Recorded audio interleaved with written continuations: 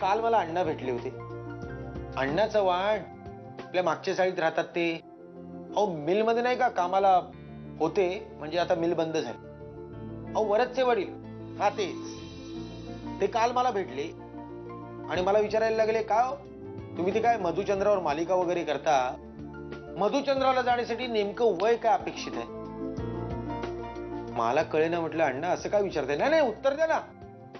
काय आजकाल ही मधुचंद्राची मालिका करतोय ना, सगळे मला स्पेशालिस्ट समजू लागले, त्यामुळे उत्तर देणं भाग पडलंच. म्हटलं असं असं निश्चित वय नाही सांगता येणार. म्हणजे लग्न झाल्यानंतर त्या वयातले नवरा नवरी जातात मधुचंद्राला. नाही नाही, पण तरी सुद्धा नेमकं वय काय अपेक्षित आहे? त्यांच्या डोळ्यातला प्रश्न अचानक चमकून गेला आणि मग त्याच संध्याकाळी माझ्या आईबाबांच्या डोळ्यातही तोच प्रश्न मला दिसला. प्रिया बेर्डे आणि विजय चव्हाण यांच्यासोबत असाही एक मधुचंद्र. काकी ते आले. कोण आले? मोठ्याने माझ्या वाचतोय. आले वाटतं ते. तू काय म्हणतेस? काकी ते आले. त्यांनी सांगितलं तू पळ आता पुढे. अगं बाई एवढ्या लवकर कसे काय आले? देवाचं दर्शन घेणार होते.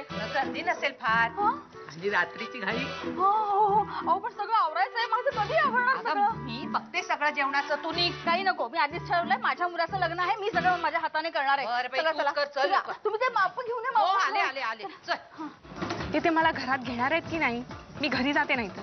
अगं अगं थांब ग जरा. मला बाबा कुठे ते तर सापडू दे ना. यार it is too hot in your. अगं ऐक ग, नेहमी ऐन वेळेला गायब असतात ते आमचे अण्णा चव्हाण. अरे तुझा तर फुल मायकल जॅक्सन झालाय. अरे आज माझी हेलन व्हायची तयारी आहे. नाचू नाचू मुंगा.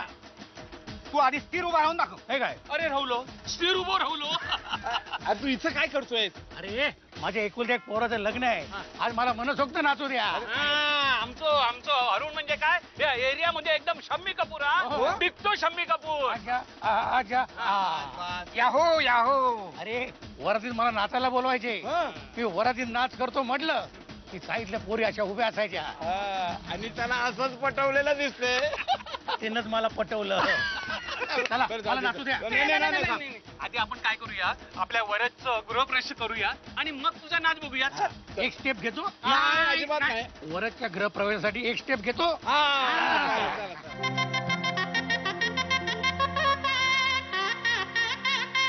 आता तू या सगळ्या जबाबदारीतून मुक्त झालं. हा आता घरात बसून आराम करीत फक्त नातवंडांची वाट बघत बसायची. आता नाही मोकळा झालो. पोराला हनीमूनला पाठवला ना मग मोकळा झालो. हे बघ आता हनीमून वगैरे आहे ना, आता पोरांचा प्रांत आहे. आपण लुडबुड नाही करायची त्याच्यात. नाही काय झालंय, पोर आली पैसे कमवण्याच्या नादात हनीमून विसरलेत. त्यांना आता नाही कळणार त्याचं महत्व.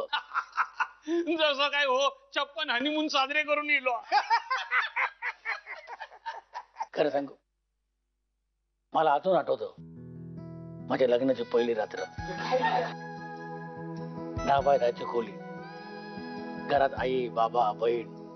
आम्हाला एकांत मिळावा म्हणून सगळे गॅलरीत उभे होते. बरं लग्नाला आलेले पाहुणे ते मेले दाराला चिकटून होते. असे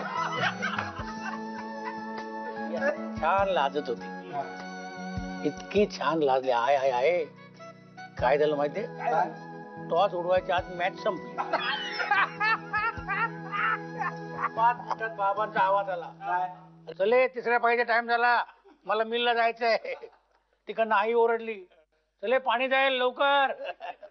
बहीण ओरडली, अरे नातेवाईकांची गाडी आहे सकाळची, त्यांना झोपू द्या थोडं. म्हणून जे मी अनुभवलं नाही ते मुलांनी अनुभवावं म्हणून त्याला हनीमूनला पाठवणार.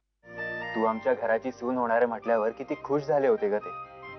बाबा तर मला सांगत होते की US ला जाण्याआधीच रिचाशी लग्न कर म्हणून. माझ्यावर अगदी मुलीसारखं प्रेम करतात ते. लहानपणापासूनच त्यांनी खूप केलंय का माझ्यासाठी. परिस्थिती नसताना सुद्धा मी मागीन ती गोष्ट मला आणून द्यायची. US ला पाठवून माझं शिक्षण पूर्ण केलं. आपलं लग्नही किती धूमधडाक्यात केलं त्यांनी. पण रिचा, आता वेळ आली आहे त्यांच्यासाठी काहीतरी करण्याची. अगदी माझ्या मनातलं बोललात. चल काहीतरी त्यांच्यासाठी सरप्राईज प्लॅन करूया. रिचा, केलंय.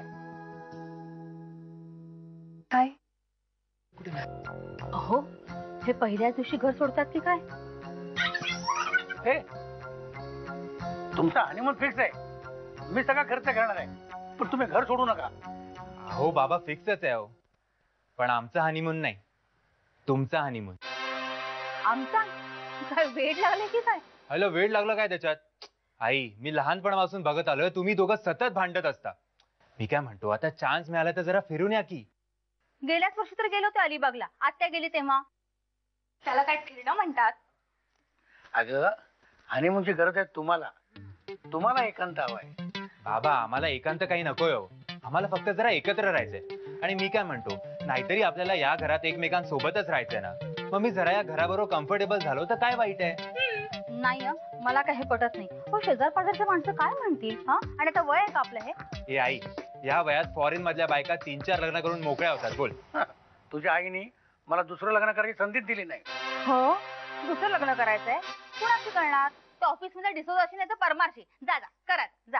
अगं मला असं म्हणायचं होतं, हिनं माझ्यावर इतकं प्रेम केलं की मला दुसरा साचा चालवायची संधीच मिळाली नाही. काय? तर मिल डोक्यात बसलंय म्हणजे दुसरं लग्न करायची संधीच दिली नाही. हे बघा बाबा डायरेक्ट करतो हा. तुम्ही दोघं आपापसात काय ते ठरवा आणि मग आम्हाला कळवा, पण हनीमूनला जावंच लागणार. चल रिचा. कुठे जायचं? तुम्ही सगळेजण इथे कशा? तू इतक्या महत्वाच्या कामाला निघालीयस, तुला सोडायला यायला नको? मला बाई खूप लाज वाटते. हसायचं काय त्यात? मी तो वाट बघतीये, माझा मुलगा तुझ्या मुलाकडनं कधी धडे घेतोय ते. खरंच तुमचा वरद म्हणजे श्रावण बाळ. त्यांनी आपल्या आई वडिलांना काशीला नेलं आणि हा तुमचा लग्नाच्या काशीला पाठवतोय. हे घे. काय? गोळ्यांचं पाकिट. गोळ्या घेतल्यात मी. अरे हे गोळी वेगळे असत. म्हणजे एकदा का हे गोळी घेऊची सवय लागली ना की बायको रोज बीपीच्या गोळ्याऐवजी हेच गोळी तुका घेऊ सांगतली. स्वतःचा अनुभव सांगतोय स्वतः. अरे तसं नाही रे, हा सचिन ते सारखा आहे. हा बॅटिंग सुरू, रिटायर व्हायचं नाव घेणार नाही. चल चल चांगलं स्कोर करून या. झालं तुमचं? अहो चला, विमानात जायचं आपल्याला. ती काय लाल डब्याची गाडी नाहीये उशिरा सुटायला. चला चला चला चला. तुम्ही इथे थांबा, मी विमानाने चाललोय. हार ठेवून द्या, कोण गेलं तर वापरा.